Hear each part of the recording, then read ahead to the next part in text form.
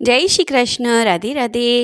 મિત્રો, આજે આપણે શ્રાવણ માસના રવિવારનું વ્રત વીરપસલી વ્રતની વાર્તા કરીશું. જો તમે ચેનલ પર નવા હોય તો આ ચેનલને સબસ્ક્રાઈબ કરી દેજો, જેથી તમને આવનારા આગલા વિડીયોની માહિતી આવી રીતે મળતી રહે. વીરપસલી વ્રતની વાર્તા. વ્રતની વિધિ. શ્રાવણ માસ આવે અને શ્રાવણ માસનો પહેલો રવિવાર આવે એ રવિવારથી આ વ્રત લેવાય અને એ પછીના બીજા રવિવારે આ વ્રત પૂર્ણ થાય. ભાઈની બહેનો આ વ્રત ભાઈના કલ્યાણ માટે કરે છે. ભાઈ પોતાની બહેનને શક્તિ પ્રમાણે ભેટ આપે છે. વીરપસલી વ્રતની વાર્તા. એક ડોશી હતા. એમને 7 દીકરા અને 1 દીકરી હતી. ડોશીએ 7 દીકરા અને દીકરીને પરણાવ્યા હતા, પણ સાસરવાસમાં કોઈ કારણથી દીકરીને અણબનાવ થયો. મન દુઃખ થયું અને દીકરી પિયર પાછી આવી અને પછી તો ત્યાં જ રહેવા લાગી. ડોશીના 7 દીકરાઓમાં 6 મોટા દીકરાઓ ધંધા કરી સુખી થયા અને વખત જતાં પોતાના કુટુંબ કબીલા સાથે ડોશીમાંથી જુદા રહેવા જતા રહ્યા. નાનો દીકરો અને વહુએ 2 જણ ડોશીમાં સાથે રહે, સાથે નાની બહેન પણ રહે. નસીબની એવી કમનસીબી કે નાના દીકરાની ધંધામાં 2 પાદડે થવા જ ન દે. આમને આમ દિવસો વીતવા લાગ્યા. એક દિવસ નાની બહેન ડોશીમાની દીકરીને થયું કે લાવ, મારા નાના ભાઈની સ્થિતિ નબળી છે તો તેના ઉપરથી મારો બોજો થોડો હલકો થાય તેમ હું કરું.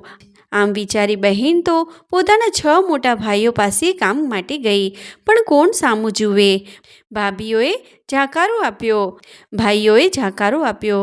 બહેન તો નિરાશ થઈ ગઈ. અરે રે, જેના 7 ભાઈઓ હોય એ બહેનને કદી ઓશિયાણાપણું હોય? હું જે અભાગણી છું. આમ નિરાશ થઈ બહેન જવા લાગી. ત્યાં એક ભાઈએ કહ્યું, બહેન પોતાના નાના ભાઈને ટેકો થશે એમ વિચારી કામ સ્વીકારી લીધું.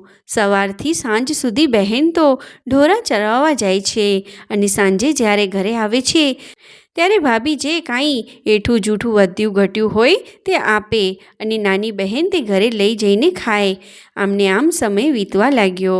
એક દિવસ બહેન જ્યારે ઢોરા લઈને ચરાવવા બહાર જતી હોય છે ત્યારે નદી કિનારે કેટલીક છોકરીઓને પૂજા પાઠ કરતી જોઈને, હસતી ગાતી જોઈને બહેન તો ત્યાં ગઈ અને પૂછ્યું, બહેનો, તમે આ શું કરો છો? પેલી છોકરીઓ કહે, અમારે વીરપસલીનું વ્રત છે. આજે વીરપસલીના દિવસે દોરા લીધા છે, તે અમો અમારા ભાઈને બાંધીશું અને ભાઈનું કલ્યાણ થાય એવી ભાવના સાથે આશીષ આપીશું. આવું સાંભળીને નાની બહેને કહ્યું, આ દોરા બાંધવાથી ભાઈને શું લાભ? પેલી છોકરીઓ કહે, ભાઈને અમે દોરો બાંધીશું, ભાઈ અમને ભેટ આપશે અને અમે ભાઈને અંતરના આશીર્વાદ આપીશું, જેથી ભાઈનું આખું વર્ષ સારું અને સુખમાં જાય. આવું સાંભળી નાની બહેન તો ખુશખુશાલ થઈ ગઈ અને બોલી, તો બહેનો, મને પણ જો તમે આ વ્રત કેવી રીતે થાય અને તેની વિધિ કેમ કરાય તે કહો તો હું પણ મારા ભાઈના ભલા માટે વીરપસલીનું વ્રત કરું. પેલી છોકરીઓએ કહ્યું, 8 શેરવાળો દોરો લઈ તેમાં 8 ગાંઠો વાળવી. પછી એક રવિવારથી બીજા રવિવાર સુધી 8 દિવસ રોજ સવારે આ દોરાની ધૂપ દેવો અને ધૂપ દીધા પછી જ જમવું. આમ 8 દિવસ પૂરા થાય પછી આ દોરો પીપળે બાંધવો. આમ કહી એક છોકરીએ નાની બહેનને 8 શેરવાળો દોરો આપ્યો. આમાંથી એક દોરો તારા ભાઈને કાંડે બાંધજે અને બાકીના દોરાને 8 દિવસે વીરપસલીનું વ્રત પૂર્ણ કરી 8 દિવસ સુધી ધૂપ દઈ પીપળે બાંધજે. પેલી છોકરીઓના કયા મુજબ એક દિવસે રવિવાર હતો, તેથી નાની બહેને તો વીરપસલીનું વ્રત શરૂ કરી દીધું. પોતાની માને કહ્યું, માં, મેં આજથી વીરપસલીનું વ્રત લીધું છે, માટે આ દોરો તમને આપું છું. મારે આખો દિવસ ઢોર ચરાવવા જવાનું હોવાથી તમે આ દોરાને આવતા રવિવાર સુધી 8 દિવસ ધૂપ આપજો. નણંદે વ્રત લીધું છે તેવું પેલી અનદેખી ભાભીઓને ખબર પડી અને તેમાંથી એક કોઈ બહાનું કાઢી નણંદના ઘરે આવી. જોયું તો નણંદબા નહાવા ગયા છે અને ડોશીમાં કામમાં છે. આવો લાગ જોઈને પેલી ભાભીએ તો જ્યાં દેવડા સળગતો હતો ત્યાં જઈ ચૂલામાં પાણી નાખી દેવલા ઓલવી નાખ્યો, ઠારી નાખ્યો. બહેન તો નાહી ધોઈને ઘરે આવી દોરાને ધૂપ આપવા જ્યાં ચૂલા પાસે જઈને જુએ છે તો ચૂલો ઠરેલો છે, કોઈએ અંદર પાણી નાખ્યું છે. બહેન તો મા પાસે ગઈ અને કહ્યું, માં, આ દેવતા કોણે ઠારી નાખ્યો? ડોશી બોલ્યા, રામ જાણે, હું તો બહાર કામમાં છું, પણ હા, હમણાં મોટી વહુ આવી હતી, ચોક્કસ તેણે જ દાજની મારી પાણી નાખી દેવતા ઠારી નાખ્યો હશે. દીકરી, જેના જેવા કર્મ, આપણું બુરું કરનારનુંય ભગવાન ભલું કરે. જા દીકરી, પડોશમાંથી દેવતા લઈ આવ, એ દોરાને ધૂપ દઈ દે. માના કહેવાથી બહેન પાડોશીના ત્યાંથી દેવતા લઈ આવી અને દોરાને ધૂપ દીધો. આમ બહેનો તો પોતાના ભાઈની કલ્યાણ ભાવનાથી વીરપસલીના દોરાને 8 દિવસ સુધી ધૂપ દીધો. પછી માને કહ્યું, માં, આજે મારું વ્રત પૂર્ણ થાય છે, માટે ઉજવણું કરવું છે. હું 7 ભાઈઓને દોરા બાંધવા જાઉં છું. આમ કહીને બહેન તો ભાઈ પાસે ગઈ. દરેક ભાઈને વીરપસલીનો દોરો જમણા હાથના કાંઠે બાંધ્યો. પહેલાં 6 ભાઈઓને દોરા બાંધ્યા, પણ તેમાંથી એકેય ભાઈએ બહેનને વીરપસલીની ભેટ આપી નહીં. બહેન તો નિરાશ થઈ મનમાં વિચાર કરતી છેવટે નાના ભાઈ પાસે ગઈ. મનમાં બોલી, ભલે ભગવાન મારા ભાઈઓએ મને કાંઈ ના આપ્યું, પણ આપ એમનું કલ્યાણ કરજો. છેવટે નાના ભાઈની પાસે આવી અને ભાઈને વીરપસલીનો દોરો બાંધ્યો. નાના ભાઈએ બહેનને પૂછ્યું, બહેન બોલ, તને ભેટમાં શું આપું? બહેન, તું તો જાણે છે કે મારી સ્થિતિ કેવી છે. અત્યારે તો તારો નાનો ભાઈ કંગાલ છે. આટલું બોલતા તો નાના ભાઈની આંખમાં જળજળિયા આવી ગયા. બહેને ભાઈને આશ્વાસન આપી કહ્યું, ભાઈ, તારી પાસે કાંઈ માંગવું નથી, તેમ છતાં તું જે કાંઈ આપીશ તે હું આનંદથી સ્વીકારી લઈશ. ભાઈએ ખુશ થતાં મુઠ્ઠી ભરી ઝાર પોતાની બહેનને આપી તથા પોતાની પાસે એક આનો હતો તે અને એક માટીનું ઢેફું આપ્યું. આટલું આપતા તો ભાઈની આંખમાંથી ફરીથી આંસુ વહેવા લાગ્યા. પોતાના ભાઈને રડતો જોઈને બહેન બોલી, ભાઈ, ભલે તે મને જે કંઈ આપ્યું છે તે મારા માટે તો 1.25 લાખનું છે. તું મનમાં દુઃખી થઈશ માં, તારી મુઠ્ઠીભર મારા માટે ઘઉંની ગુણ બરાબર છે. તારો આપેલો એક આનો મારા માટે 100 રૂપિયા સમાન છે અને માટીનું ઢેફું ગોળના રવા બરાબર છે. આમ ભાઈનું મન હળવું કરી બહેન ખરા અંતકરણથી ભાઈનું કલ્યાણ થાય એમ ઈચ્છીને ભાઈના કપાળમાં કંકુનું તિલક કર્યું અને આશીષ આપી પોતાની મા પાસે ગઈ. માએ દીકરીને કહ્યું, દીકરી, આમ તો જો કોણ આવ્યું છે. બહેનને તેડવા તેનો પતિ આવ્યો હતો. બહેન તો સાસરે જવાનું જાણી આનંદથી ગેલી ગેલી બની ગઈ. માએ કહ્યું, જા બેટા, કરેલા બધા જ કર્મોનું ફળ અહીં જ મળે છે. તે ખરા મન અને શ્રદ્ધાથી વ્રત કર્યું અને એના પ્રભાવથી આજે જમાઈ તને તેડવા આવ્યા. સારું કર્મ કર્યું હોય કે ખરાબ કર્મ, તેનું ફળ તો અવશ્ય મળે જ છે. સારું કર્મ કરીએ તો સારું ફળ મળે અને ખરાબ કર્મ કર્યું હોય તો તેનું ફળ પણ તેવું જ મળે. જા બેટી, તૈયાર થા.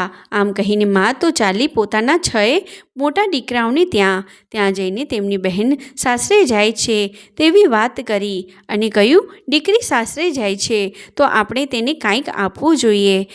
મારી પાસે તો કાંઈ છે નહીં, પણ તમે બધા ભાઈઓ થોડું થોડું કરી આપો તો ઘણું કરી દીકરીને સાસરે વળાવીએ. આ સાંભળી 6 વહુએ ફાટેલા તૂટેલા કપડાં એક મોટા જૂના કપડામાં મૂકી પોટલું બાંધી સાસુના હાથમાં આપ્યું. બીજી બાજુ નાના ભાઈને ખબર પડી કે બહેન સાસરે જાય છે, તેથી ખુશ થતાં તે બહેનની પાસે આવ્યો. નાની બહેનને જોતાં જ તેને વિચાર આવ્યો કે અરે રે, ભગવાન બહેનને આપવા માટે પોતાની પાસે કાંઈ છે નહીં. નાનો ભાઈ ગડગડો થઈ ગયો. બહેનને કહેવા લાગ્યો, બહેન, આજે મારી પાસે તને આપવા માટે કાંઈ છે નહીં, પણ હું તને વચન આપું છું કે ભગવાન મને સારા દિવસો આપશે ત્યારે તને ખૂબ જ સારો સાસરવાસો કરીશ. ભાઈને ગડગડો થઈ ગયેલો જાણીને બહેને કહ્યું, ભાઈ, મનમાં ઓછું લાવીશ નહીં. તારો મારા ઉપરનો પ્રેમ મારા માટે સોના ચાંદીના કરિયાવર સમાન છે, માટે દુઃખી થઈશ નહીં ભાઈ. બહેન તો સાસરે જવા તૈયાર થઈ અને ચાલી એના પતિદેવ સાથે. માએ કહ્યું, બેટા, ઊભી રહે, આજ તારા વ્રતનો છેલ્લો દિવસ છે. તો હું તારા દોરાને ધૂપ દેવા દેવતા લઈ આવું. આમ કહી ડોશી તો દેવતા લેવા ગઈ. આ બાજુ જમાઈને ઉતાવળ હતી, તેથી તે તો ચાલવા માંડ્યો. બહેન પણ પોતાના પતિ પાછળ ચાલી. ગામના પાદર આવ્યા ત્યાં તો પાછળ ડોશી ઉતાવળે આવી અને બોલી, લે બેટા દેવતા. બહેને તો દોરાને ધૂપ દીધો. ભાઈઓનું કલ્યાણ ઈચ્છતી તે આગળ ચાલી. ચાલતા ચાલતા રસ્તામાં નદી આવી. પોતાના પતિને કહીને વહુ તો નદીમાં નહાવા ઉતરી.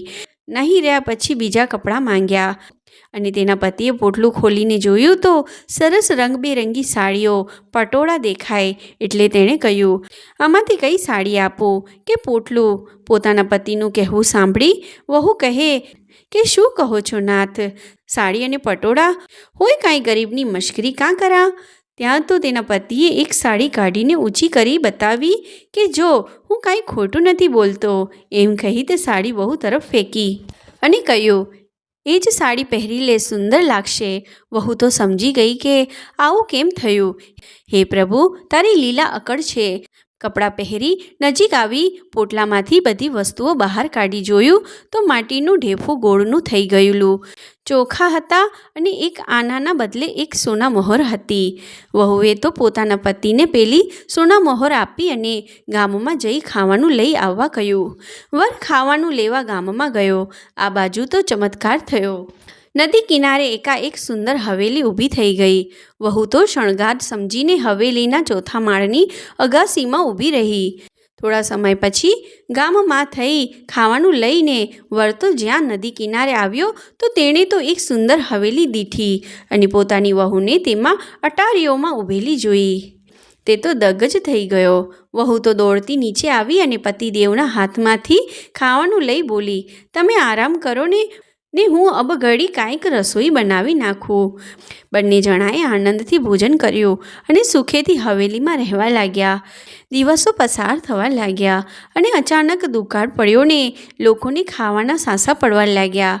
વખતના માર્યા લોકો ગામ છોડીને પેટીઓ રડવા પર ગામ જવા લાગ્યા. પેલી ડોશી અને તેના 7 દીકરાઓ અને તેની વહુઓએ પણ ગામ છોડ્યો. ચાલતા ચાલતા આ બહેનની હવેલી આગળ આવ્યા. એમને થયું કે કોઈ મોટી પૈસાદાર વ્યક્તિ અહીંયા રહેતી લાગે છે. લાવ તપાસ કરીએ, કાંઈ મજૂરી મળે તો. આમ વિચારી બધા હવેલીના બગીચામાં આવીને ઊભા રહ્યા. હવેલીની બારીમાંથી પેલી બહેન આ બધું જોઈ રહી છે. પોતાની મા અને ભાભી ભાઈઓને ઓળખી ગઈ. ત્યાં તો બગીચાનો માળી આવ્યો અને બધી વાત કહી. બહેને કહ્યું, તું બગીચાના ખોદકામમાં બધાને કામે લગાડી દે અને પેલા જે સૌથી નાનો દેખાય છે તેને ધાબા ઉપર દેખરેખ રાખવાનું કહેજે. તેની પાસે ખોદકામ કરાવીશ નહીં. અને પેલી ડોશીમાને બગીચાના ફૂલો જે ભેગા થાય તે ફૂલોની માળા બનાવવાનું કહેજે. માળીએ માલિકણની સૂચના મુજબ બધી ગોઠવણ કરી દીધી. એક દિવસ બહેનને થયું કે લાવને આજે અમારા લગ્નની તિથિ છે તો બધાને જમવાનું કહું. નોકરોને જમવાનું બનાવવાનું કહી તેણે પોતાની મા તથા ભાઈ ભાભીઓને જમવા બોલાવ્યા. બધા જમવા બેઠા અને પેલી બહેન જાતે બધાને પીરસવા માંડ્યું. નણંદને જોઈને પેલી અનદેખી ભાભીઓ તો અચંબામાં પડી ગઈ, નીચા મોઢા નાખી ગઈ. ભાઈઓ પણ ભોઢબ અનુભવવા લાગ્યા. ત્યારે બહેને કહ્યું, જોયું ને ભાઈઓ અને ભાભીઓ, વખત કોઈનો નથી. દરેકના જીવનમાં સારા નરસા દિવસો આવે છે, માટે કદી અભિમાનમાં છકી ન જવું.